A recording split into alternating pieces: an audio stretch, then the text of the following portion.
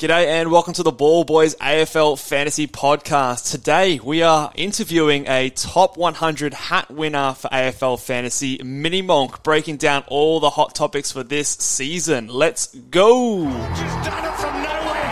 Hoisted the goal from inside the centre. Sheed from the boundary. Dusty. Petty.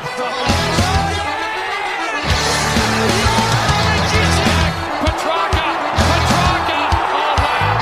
How good is that? The legend becomes immortal.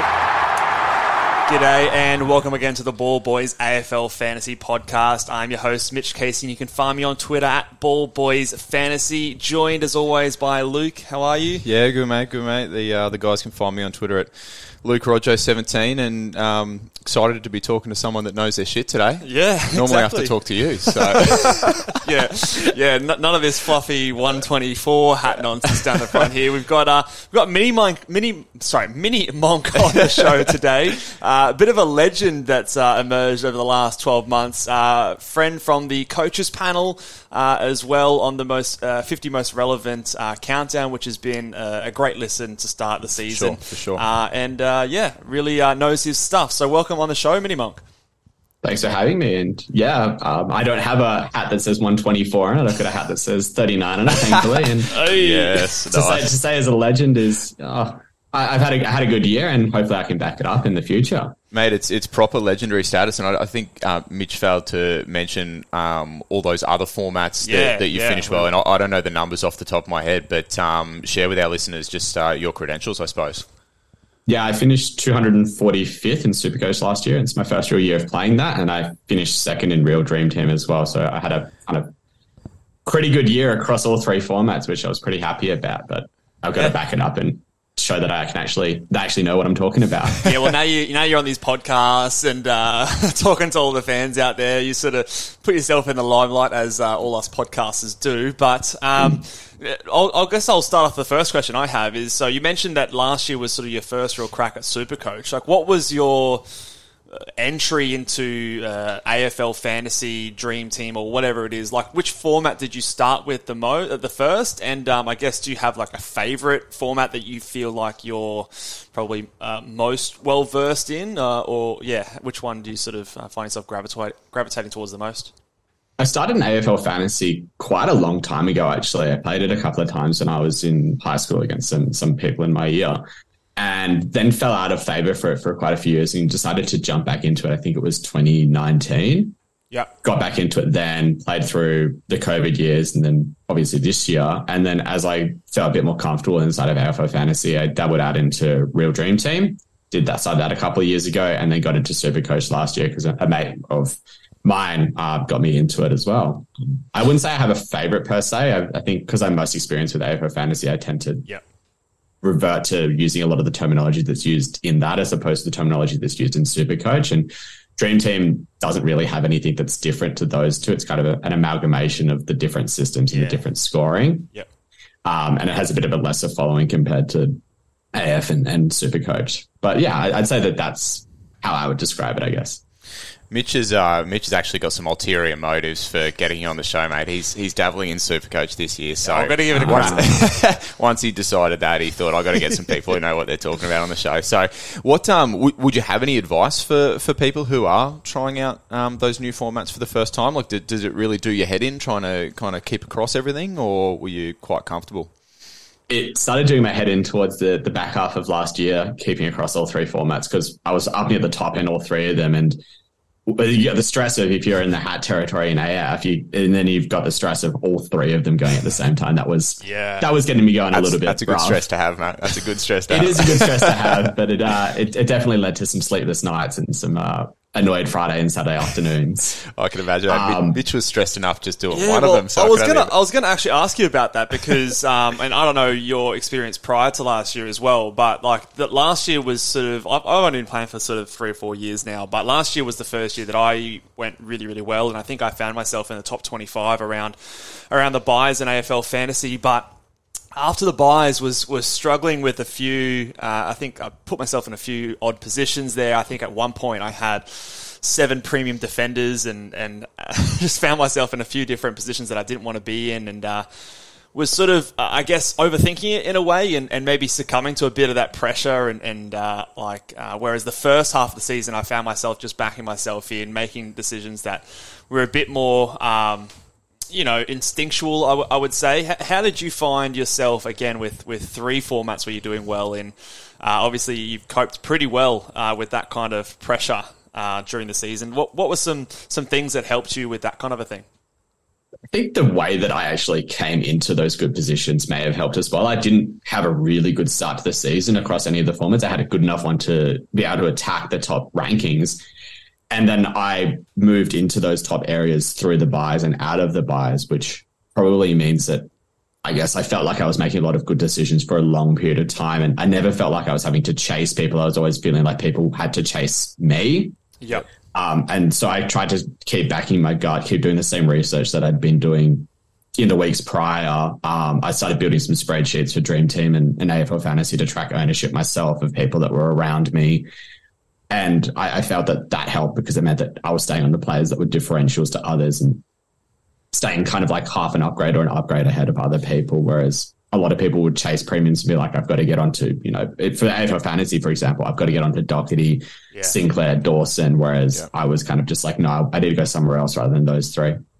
Yeah, it was, it's definitely a lesson that I'm hoping to apply for this year was, sort of understanding that it's a long season. Like it's, you get to the buys and it feels like you get through the buys and say, okay, I'm pretty good here. And it's that second half of the year to me where everyone starts to, try to differentiate themselves and it's, it's a tough sort of home stretch, I would say. Instead, like the captain's choices were doing my head in. I've famously, put the captaincy on a Callum Mills instead of like an Oliver, which cost me about, I think it was 89 points or something in that one decision, and sort of that haunted me for a few weeks after. I think that let it affect a few other decisions, like later on, feeling the pressure to sort of go big every week. But yeah, I think it's just understanding it's a long season to keep playing your game, even if you make a few mistakes along the way, because we all will, like no one's going to have a perfect season. So, it looks like you've had a great year, and hopefully, like you said, you can parlay it into a second season.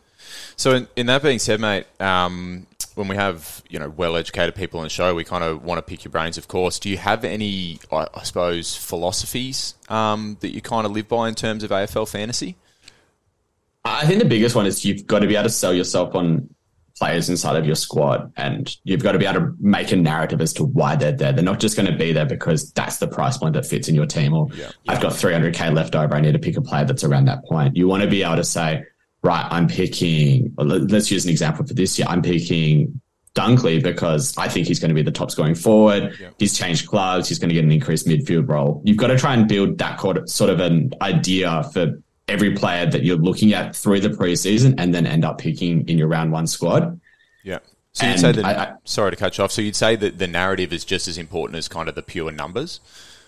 Yeah, exactly. Like you can have someone that has the pure numbers, but if you're not sold on them, you're not going to pick them. Yeah, if you don't think that there's a reason why they're going to increase their scoring or be able to fulfill a role inside of your team, then you're probably not going to pick that player. So it's about, like, the narrative can come from the numbers. If you think that someone's going to break out and you've tracked their scoring trajectory over the last couple of years and say the second half of last year, they had a really big bump as they had a bump in CBAs, that might be the narrative that you need to pick someone.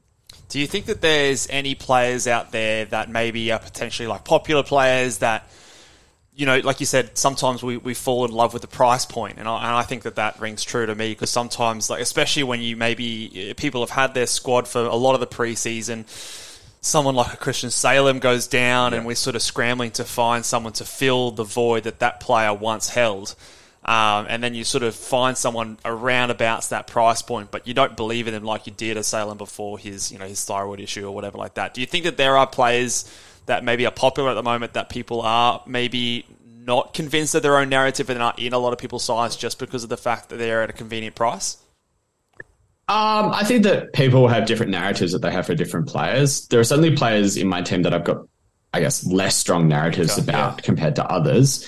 And they're the ones where you tend to look for options around a similar price point, or do you need to restructure your team in order to change where they are? Yeah. And those narratives, I guess the ideas associated with those players either get cemented through the preseason, which is why those games that are coming up in a week and 2 weeks' time are so useful, because they actually provide us the information we need. Or they'd say basically that player isn't worth selecting at their price point and we need to start to restructure and look elsewhere.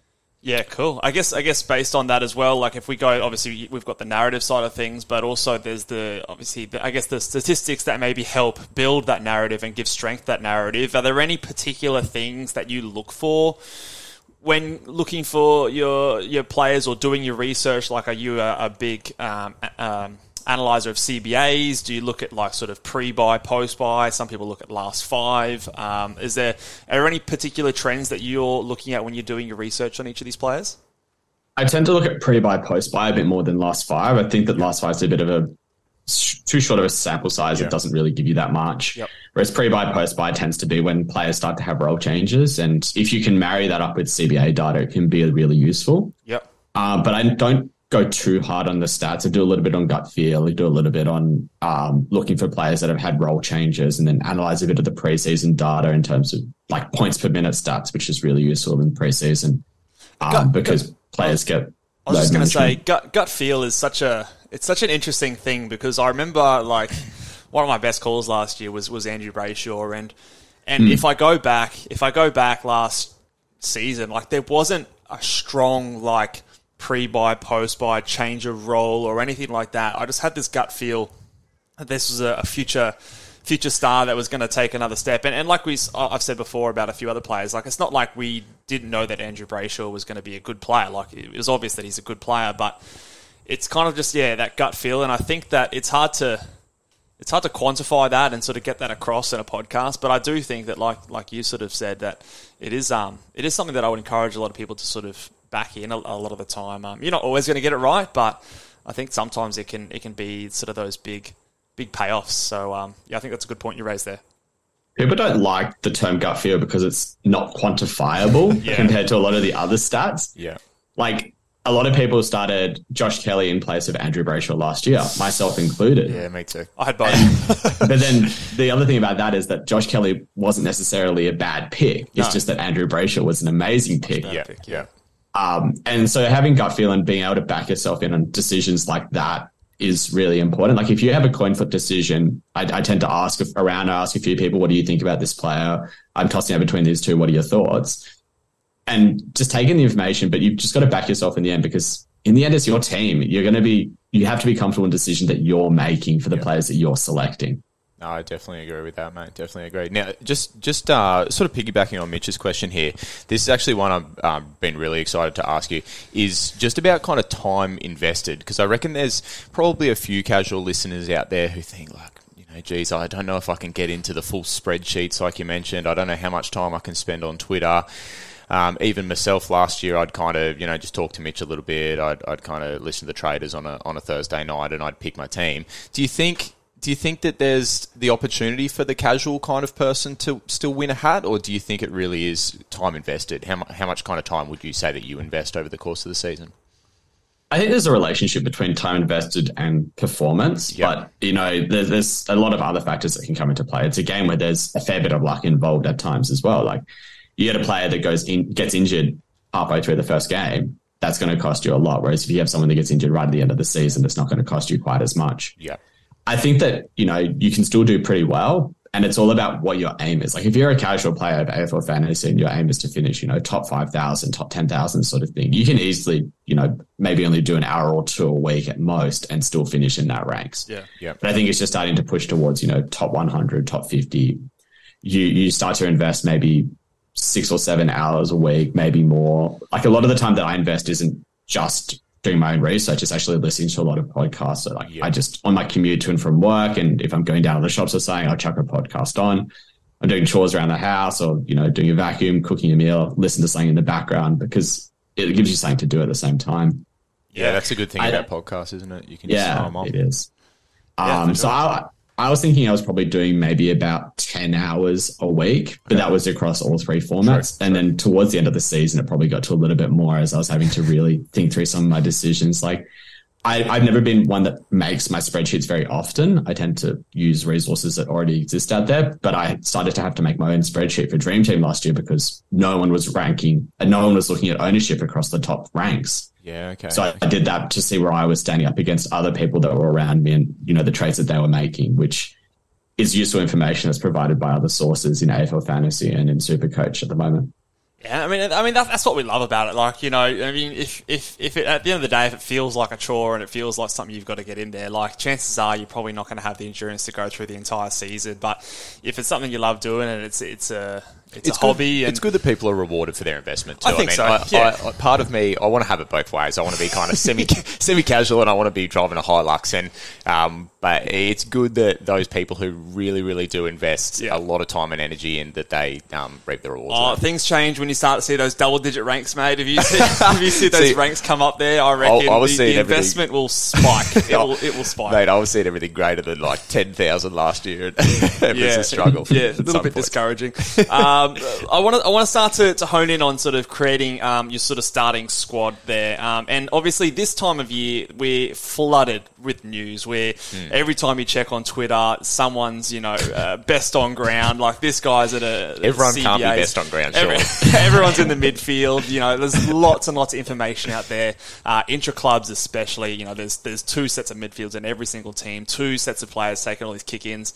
What are your strategies at this point in the season when, looking into preseason games, looking into match simulations, sifting through all the news on Twitter? Like, how much do you put into those kind of things? Are there particular things that you're looking for? Do you have like a checklist of particular matchups that you're starting to pay attention to? Or what's your process of sifting through all the shit out there, for lack of a better term?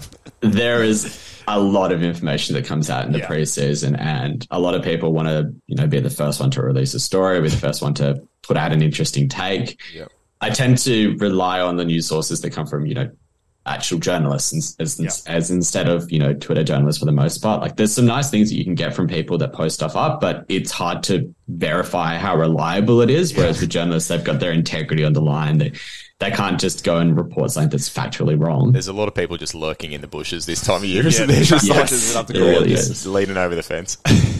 And most of the time I'm typically looking for reasons to push players out rather than to pull players in. Okay. So the big things you're looking for is like, have they had an injury, interrupted preseason, or do they have an issue? Like a great example is someone like Salem, who has a thyroid issue.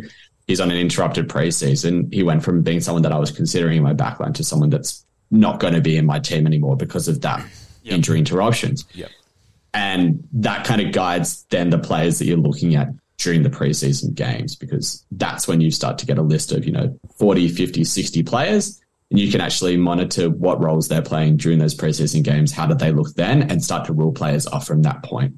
That's an interesting point, because I think, like I've sort of said at the start of the preseason, maybe like a month ago when or a little bit longer than that, when we were starting our podcast, it was all about opening up your books, trying to go as broad as possible, put as many names down on the list as you can, and who could be an option, Whereas now, like you said, I agree with you. I think it's more about taking names off the list. Okay, it's sort of being ruthless, starting to get a bit more, honing in your focus onto a few group of players. Whereas I think, especially if you come onto the scene maybe a bit later, you haven't quite done the research up until this point, I think that can get you a bit of trouble where you're starting to add names onto the list now. And I think that for the people who are organised and a bit more across it, they've already done that sort of stuff. So I think if you are coming into it late, I would just take a lot of those reports where someone's flying and someone's doing a great job with a grain of salt. I would wait until you're getting actual footage that you can watch with your own eyes, and then you can make a more educated decision that way. But if you have been, on top of it from the get-go, the start of the year, then, like you said, I think right now it's about, if something like a Salem report comes out, well, then you get your pen out and you rule a line through a player rather than adding someone who's wasn't on your list prior to your list sort of last second. So, yeah, I think that's a good point you make there. Definitely.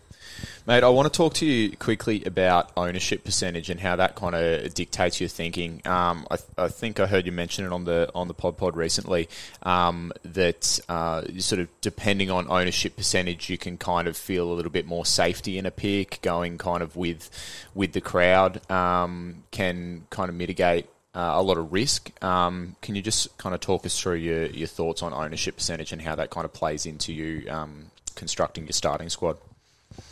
You don't have to have a squad that's very different to the, I guess, crowd for round one in order to be able to perform well. Yeah. You can differentiate your team through the year, but it's very easy to lose your way with a bad team in round one when you've gone for differential picks. And let's say the difference in a player getting injured who's 50% owned to a player getting injured who's 1% owned is huge. Yeah. So like, for example, if Tom Mitchell goes down in round one with an injury, you're probably going to have 50% of the competition that's looking for someone to jump onto. Whereas, for example, if, I don't know, Adam Cherry goes down and gets injured in round one, you might only have 1% of the competition that's looking to move off of him. So the ownership mitigates risk in that respect. Yep.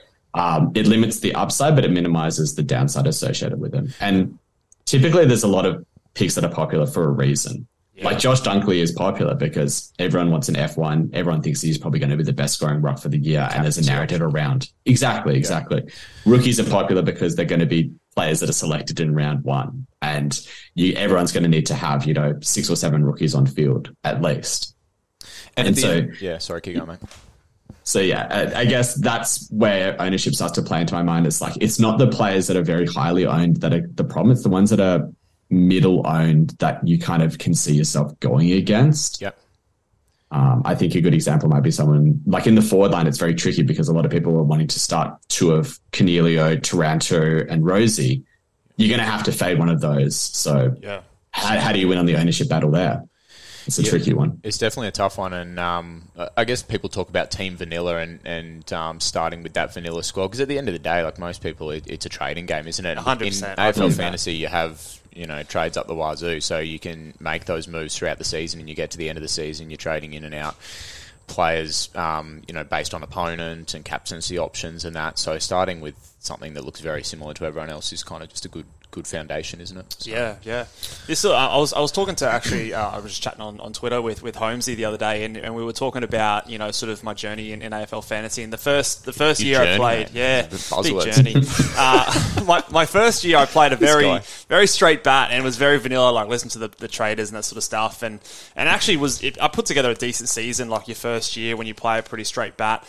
I think the second year I went a bit crazy. I think I got the Moreira's Magic season guide. You had pods coming out of your eyeballs. I had pods coming out of my eyeballs. I think I went onto a Zach Williams and he, went between, it was like him and a Darcy Parish and, sliding doors Don't talk moment. To me about Darcy Parish. Well, that year was the year he started winning medals for fun. Oh, okay. And so should have gone him there, but I went to Zach Williams instead and he ended up getting injured and fell way outside the top 5,000 just because I was trying to be a bit tricky and go for that point of difference. And I think last year was the year that I sort of found that balance. So I think, you're starting with a couple of players that may be a point of difference. But I've always said picking a point of difference for the sake of picking a point of difference is not what I think you should be doing. I think that if you have a player that you believe in, whether he's 100% owned or 5% owned, it doesn't really change the narrative too much for me.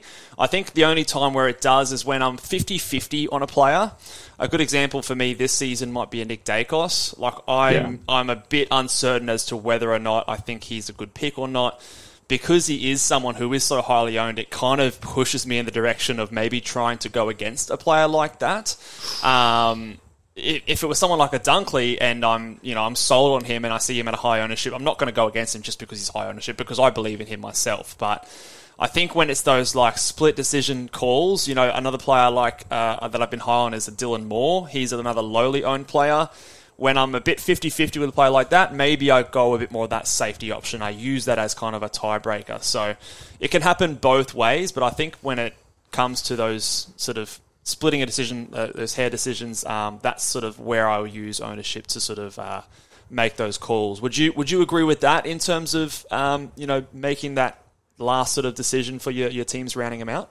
Yeah, I think that sums up how I feel a bit. I think it's the players that have high ownership that can take a season away from you, the ones you've got to be really cautious about. Yeah. Like Jack McRae, Rowan Marshall, Josh Dunkley, Sam Doherty, those types of players that have proven scoring potential and high ownership. Like if they go for 125, 130 to start the season and you're in the crowd that doesn't have them and 50% does, that's when you can start to get in a lot of trouble. Whereas someone like Nick Dacos hasn't shown, whilst he's been a good scorer, he hasn't shown like 100+ ceiling on a consistent occasion. Like you don't go into round one thinking Nick Dacos is going to go 110 over the first 6 weeks. No.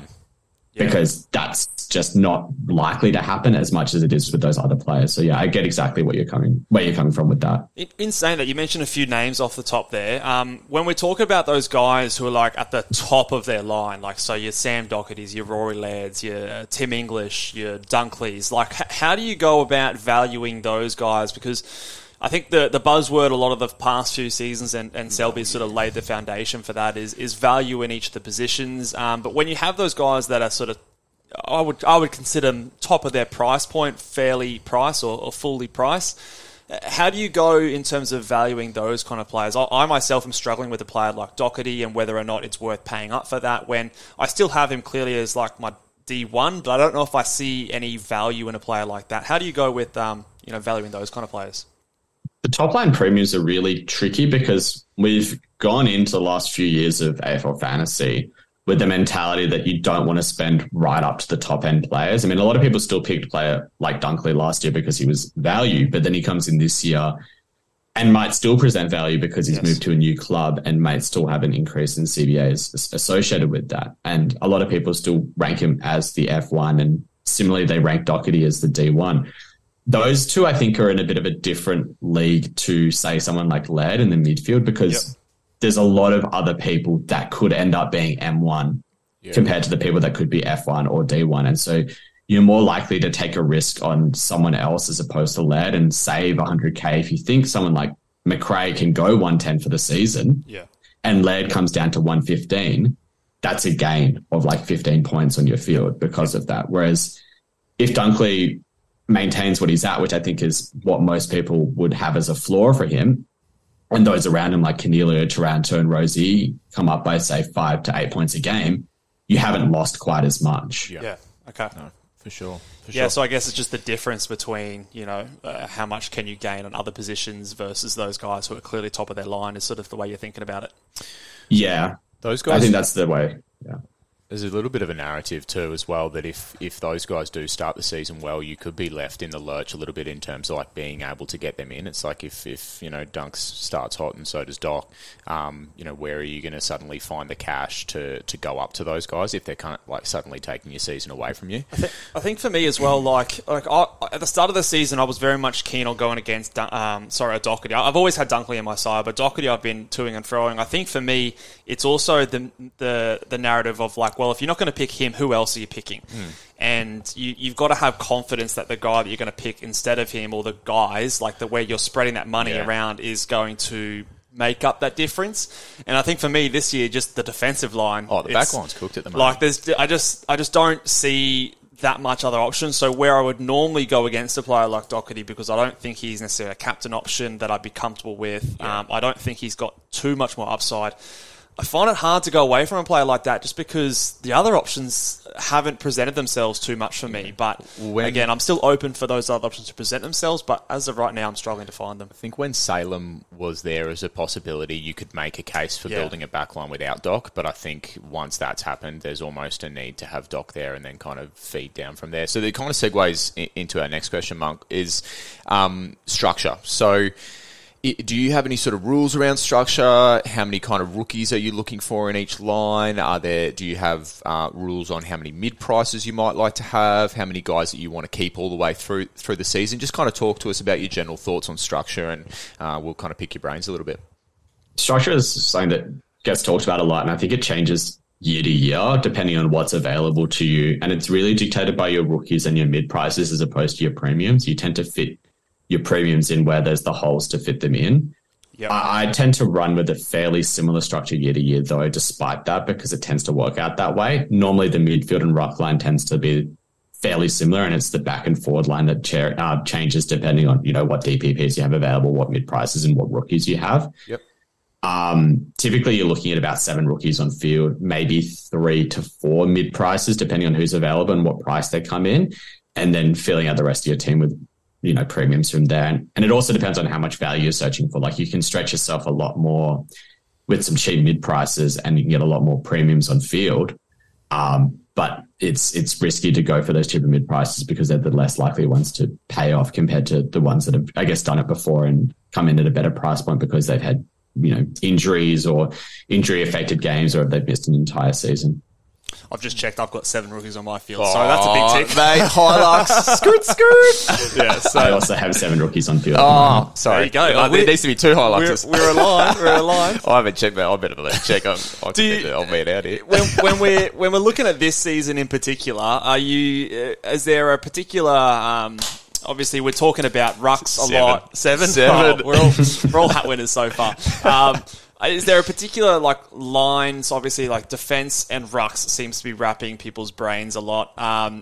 Where do you see the structure going in particular for those 2 lines? I know again, to quote the great man Selby on his season guide, one of the stats I saw that really perked my ears was that no winner in the past, I think 5 years, has had a 2 premium rucks in their starting lineup. They've always had one sort of big ruck and then a value option. Flies in the face of set and forget. It does. It flies in the face of set and forget. This year, the Rowan Marshall, Tim English seems to be sort of the popular one. But again, you've got Tim English who's had a few niggles coming into the preseason. But then again, a lot of the value options have also had. Darcy Cameron's had his hamstring. I've actually, and I don't think I've spoken to you about this yet, Luke, but Scott Lysett has made his way into my teams here and there, and again, Bryn Teakle played pretty well. Apparently, that's the news again. I'm trying not to look too much into those. We're Twitter, rambling. What was our Twitter question reports, to the Monkster? But those 2 lines in particular, how do you see the structure going with defense and rucks this year, in your opinion?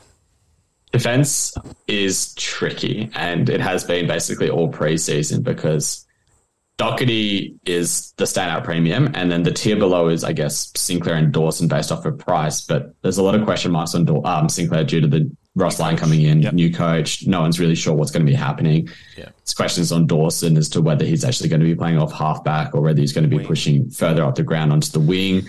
That has me concerned. And then you start to look at the next tier down, and there's still question marks over the players like Stewart and Brayshaw that leave people kind of wanting to go even further down. What's Brayshaw going to do? Exactly. Yeah.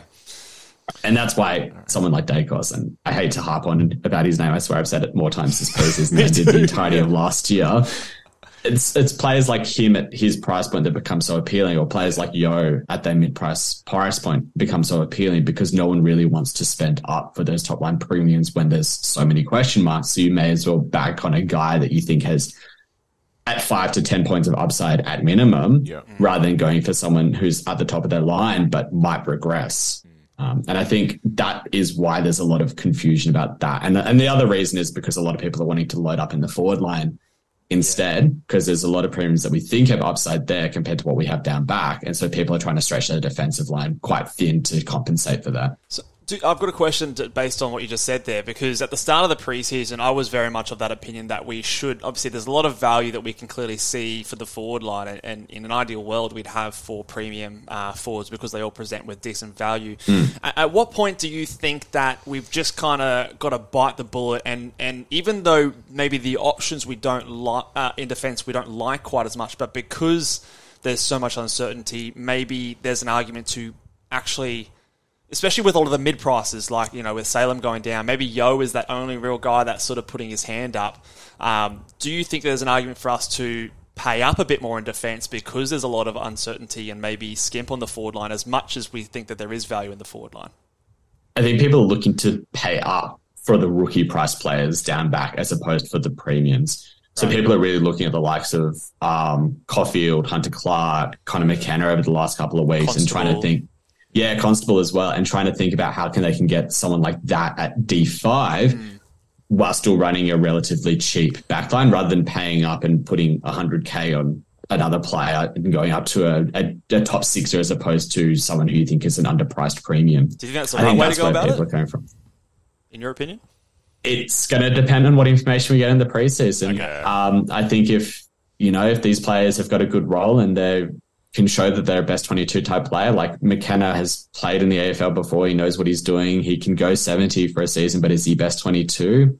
What are the roles of Hunter Clark and Caulfield? And is someone like Constable a best 22 player? If one of those sticks their head out, I think there'll be a lot of coaches that will start to restructure to put a player like that at D5 rather than running, say, 2 rookies down back. If you look at your back line, it ends up being something like, Dacos, Young, McKenna, Constable, McGrath.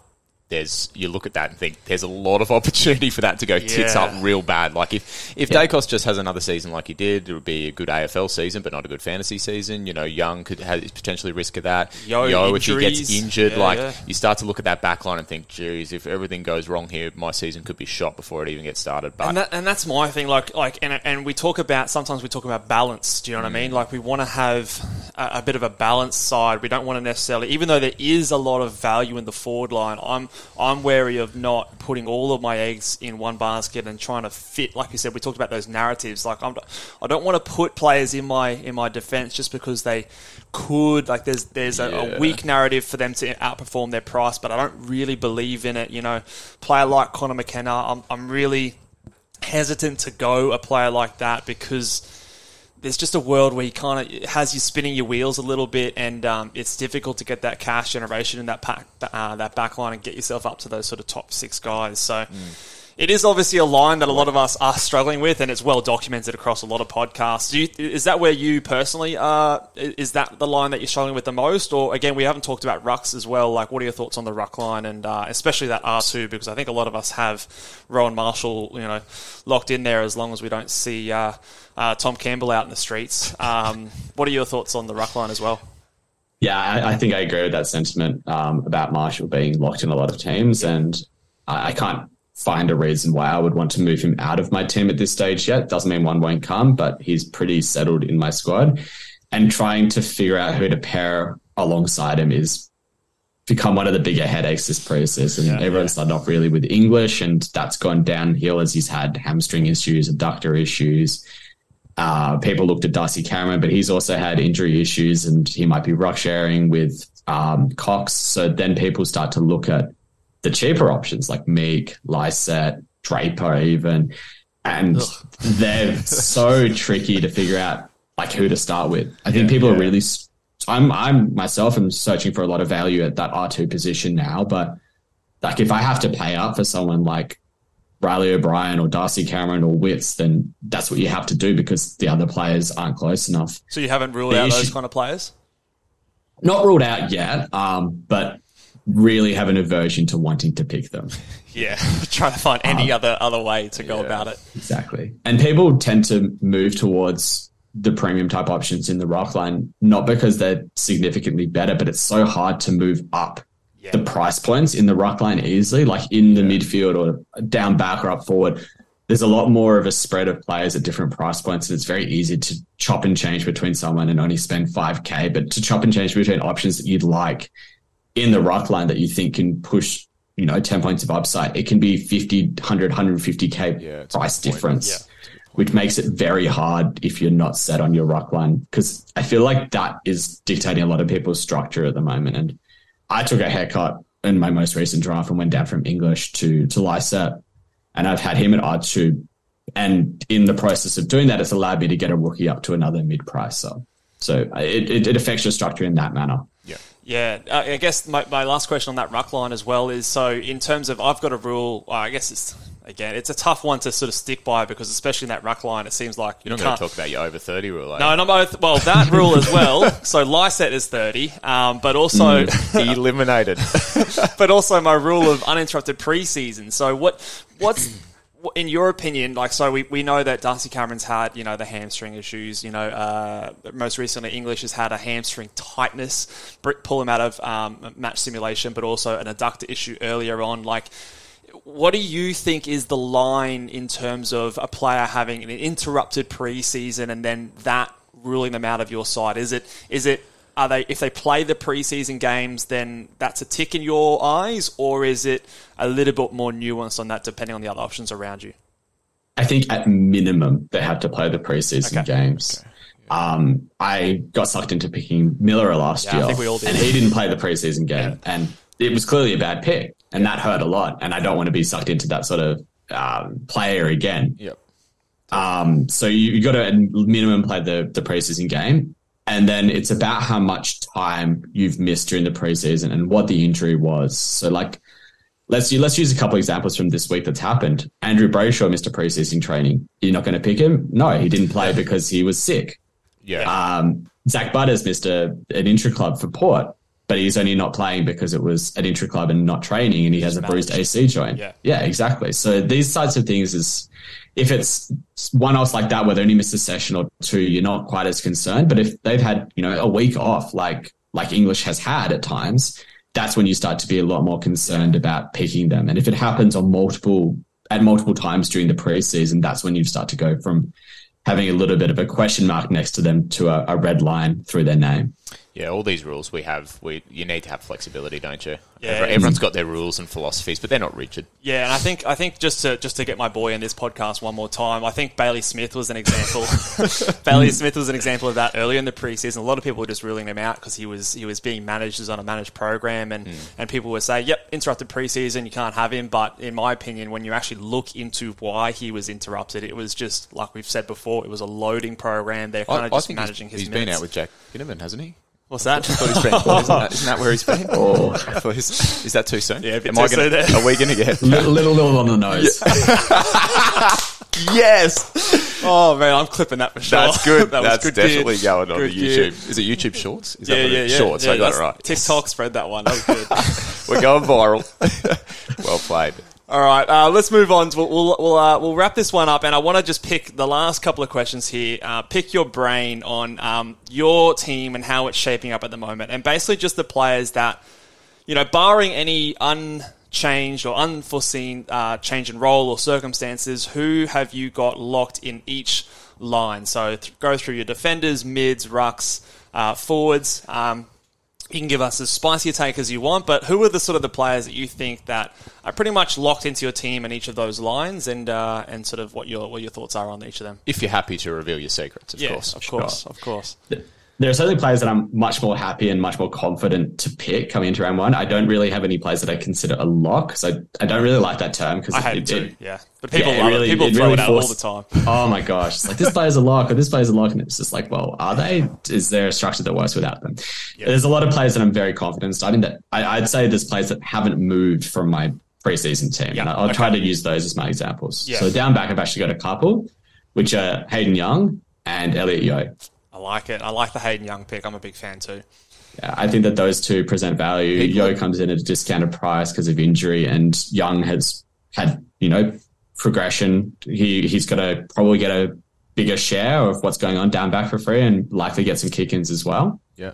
So that's why he's been sitting in my team, and he's been moving between around that D2, D3 position. He'll have to fight Luke Ryan for those kick-ins. That bloke loves to kick in, eh? Yeah, again, if we're going to go anything off Twitter at the moment, apparently he's doing it. But again, I'll wait. Luke Ryan or Young? No, Young's been getting the kick-ins. Okay. Yeah, but again, I'll wait to see it with my own eyes. But nothing to rule him out just yet. What I'd been hearing is that Young has been getting the kick-ins, and Ryan has not been happy about it. That doesn't surprise me. Yeah, that makes a lot of sense. Yeah, so Yeo and Young there. I think Yeo is probably everyone's a bit onto that one, and again, it's more of just a health thing.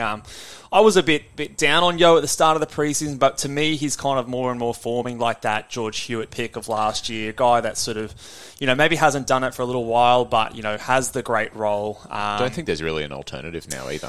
I think, that price point, we were big on Salem earlier in the year, but again, with his issues, I think, you kind of have to put a line through him at this point with the wording that's coming out that he may not even be ready for round one. So Yeo kind of fits that mid-pricer bill, and someone that could potentially, of all the picks that I think, be that guy that's in your side for the majority of the season. What about those middies? Yeah, talk to that midfield. Nothing really spicy in here, because a lot of my premiums have rotated based on news that's come out and what I feel like on a particular day. Yeah. I guess the constants have been the couple of rookies in Ashcroft and Phillips. I think that if they're selected in round one, I think they're going to be in 60-65% of teams. They seem very no-brainer type picks. Yep. And then the other one is Dom Sheed as a mid-pricer. I think that he helps fulfill my typical midfield structure, which I tend to run as a 4 premium, 1 mid-price, a 3 rookie type structure. Has that structure been constant? Like the 4 premiums, maybe a couple of underpriced premiums, a mid-price and 3 rookies? Has that been your structure the whole time? Yeah, that structure's been there the whole time. And Sheed, Ashcroft and Phillips have been, 3 out of those 4 at the bottom end that have been there the entire time as well. I feel pretty confident in that structure. If anything, if I'm looking for more value, it might be one of those premiums that comes down to more of a mid-pricer option and use that cash to bump someone up somewhere else. I think for me, the midfield's been the line that has stayed the same the entire you haven't tweaked preseason. the I premiums think maybe sometimes I'll go like Mini Monk saying is that big dog down to a slightly lower price, so maybe it's a steal down to like a Bont or a whatever. Depending on how comfortable I am with the amount of captains that I have, but. In terms of that structure and the players that I'm looking at, that to me, it's been the line that's been the same the whole season. So that just my team. I don't know if yours is the same, Mini Monk, but yeah, I find that's been the constant kind of position. Yeah, mine's been fairly similar in terms of the players that I've been wanting to pick there. It's rotated between quite a few of them, and some players haven't been in there at times, but the structure and the way that I'm wanting to lay out my midfield has remained the same basically the entire time. And so I'm fairly confident that that's the structure that I'm going to go into round 1 with, but things change. So we'll see how we go. And the rucks, is it Rowan Marshall in there?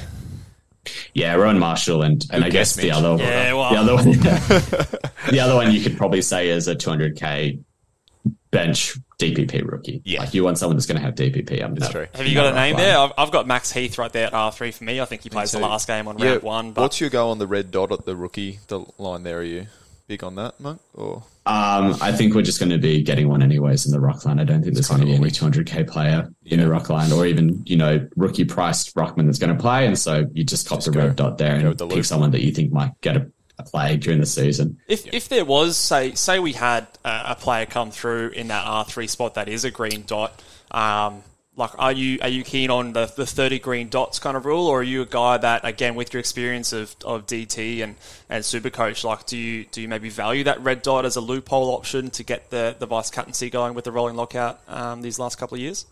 My thoughts are that you're going to get a red dot basically anyways coming into round 2. Like one of your rookies is probably going to be dropped, so you want to maximize the pool that you can be pulling from. But it also depends on the ruckman that's coming through. Like let's say, for example, if Marshall misses round 1 because he's sick and Heath plays round 1, then Marshall comes back round 2. Heath straight out. Are you going to want to be picking? Yeah, he's going to be the first one straight back out. So if that happens with another ruck and they're a green dot, but it's only going to be for 1 week, are you going to pick them? Yeah. Probably not. You'd rather pick someone that you think can get a better crack at it. Like if there's someone that's a backup for a ruckman and they're the only backup that's there, that might be someone to consider. Someone like Ned Moyle, for example. I was going to say the Gold Coast Suns. Yeah. That's it. It's only him. If Witz goes down. If Witz goes down, Moyle is going to be rucking. So if you're wanting to run Witz in your ruck line, Moyle might be a nice one to handcuff there with him, because if Witz goes down, you've got immediately have someone coming back onto cover. And because you don't want to be doing like a sideways trade at any point to go like a Heath over to a Moyle, because that's just kind of like a waste trade. You're not making any cash on that. So exactly, it is probably the better way to go. Yeah, that's an interesting point. Is there a line for you? Like I know last year we had the Nick Martin 130. Like I don't know your team at round 1, but if you had the emergency on a player like that, and you wanted to get that score on the ground, or if you had a vice captain go off for 150 in week 1, is that, say we have the option for doing 30 green dots, is that something you consider? I was someone that got in an Elijah Hollins to what I thought was going to be a short-term player that would come back in a few weeks, but I took that 130 points. Do you think that there's a line for you that means that you'd try and loop someone onto your ground? I think it depends on the confidence you have in the rookies that you're picking and the one that you'd be taking off to get that score on. I also took my vice captaincy score because I VC'd, I think it was McRae, who went 120 in round 1 last year, and I got a red dot onto the field to do that because I wasn't confident in any of the defender rookies down back. So I picked up Josh Sin, who played the next week and then basically didn't pay for the rest of the season.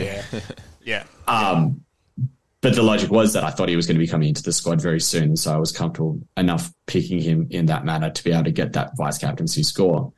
So I think it's a combination of what the player has scored and what rookies you have available. Yeah, I think that's a good shout. All right, let's move on to the forward line. Who's your lock? And can we get maybe someone other than Dunkley? Can't use that word anymore, mate. Stop Sorry. using lock. Well, yeah. Who's the player that hasn't moved? Can I say Toby McLean? Okay, yeah. Yeah. Well, he's the same in our Let us know about Toby McLean. Is there a world where you think you're not starting with him? I mean, the only word I can see myself not starting with him if he's not in the best 22 in round one. That's a good point. It's a good point. I think that he is best 22. I think that he will play a role for the Dogs. I don't think it's going to be a midfield role. Yeah. But he showed, like in the elimination final last year, that he can still score well without CBAs. Yeah. So a player that can do that, and where there's a pretty clear hole that's coming in because Dunkley's left, I think that screams enough value at his price point that you can just tuck him away and, I guess, pivot your structure if he's not selected in round one, but pray that he is. We kind of mentioned this on a previous pod as well. It's like, I just don't see a scenario where you really lose on him. If he's so cheap that if something unforeseen happens, you just go down to a rookie and all, crisis averted. But the upside there for him potentially, I said to Mitch, if you've got a guy that doesn't play in the lead up to finals and then gets selected in his first game for the year? I think it was first game. First game. Yes. I think he was an unused sub at one point. He was playing VFL, so he was good to go, but just from first game selected. Like from a footballing context, if you pick a player for a final in AFL that hasn't played all year, like that shows the confidence that the club has in that player. And if for him to come out and I think he laid 9 tackles, that's a guy for me. That's one of your first guys picked in your 22. So I feel pretty confident with that one as well. Yeah. No, all good selections there, mate. We'll be obviously monitoring your progress very closely along, and I think some people, I'm not sure if it's full yet or not, but I think some people can get into a league with you as well. Is that correct over on the coaches panel? Unfortunately, the AF and Supercoach leagues are full, and I'm not sure about the status of the RDT one now. I think it was 14 out of 20 the last time I looked, but I'll be in some open leagues and around the place as well, and I'll be sure to update on Twitter when I've got some rankings coming through as well. Yeah, cool. Well, let the audience know what you've got going on and where people can find you, and what you've got happening on over on Twitter or the podcasts and everything else going on for you. Yeah, so I've been doing. I'm joining in with the coaches panel and been doing some of the preseason podcasts with MJ and Rids over there for the 50 most relevant. And I'll be doing some more podcasts with them through the preseason and into the season proper as well. And then I'm also on Twitter at MiniMonk10. And if you ever want to, hit me up or have a question, just shoot me a message there. Yeah, absolutely. And I would definitely highly recommend those who haven't checked out the coaches panel as well, especially those guys who maybe are playing your multiple formats. They cover all 3 formats with AFL Fantasy, Supercoach, and Dream Team. A lot of experienced players and knowledgeable guys on that podcast as well. So, and of course, if you haven't already checked out the 50 most relevant, you've got 50 podcasts. I think the number 1 player was announced today. So, if you got a bit of binging time on your hands, then I would definitely go and recommend checking out the coaches panel there. It's a really good podcast. Definitely. Yeah. Thanks very much for coming on, mate. We really appreciate it. We've had a few guests on now, and everyone's just so generous with their time, and we really appreciate that about the community. So thank you so much, especially giving up your time on a Sunday morning. We do really appreciate it, and we'll keep in touch on it out. Yep. Thanks for having me on. Thanks for coming on, guys. Thanks for listening, everyone. If you have enjoyed the podcast, make sure you give the video a big thumbs up on our quest for 1,000 subscribers. I think we're close to 500. Close to 500. I think we might even get 500 by the time this podcast comes out. So we're halfway there. Let's get the extra 500, guys. We would really appreciate if you guys haven't subscribed, go and do that now. Also getting a few reviews and ratings over on Apple Podcasts as well. So if you are keen to let us know your thoughts, go over to Apple Podcasts, Spotify, give us a 5-star rating and review there. We'll also be dropping some information about some leagues coming up soon as well. So if you're keen on jumping in a league with both myself and Luke for Classic and potentially Draft as well, make sure you stay tuned for our upcoming podcast where we'll reveal a few things on how you can do that. But until next time, guys, thanks for joining, and we'll see you next time. Bye.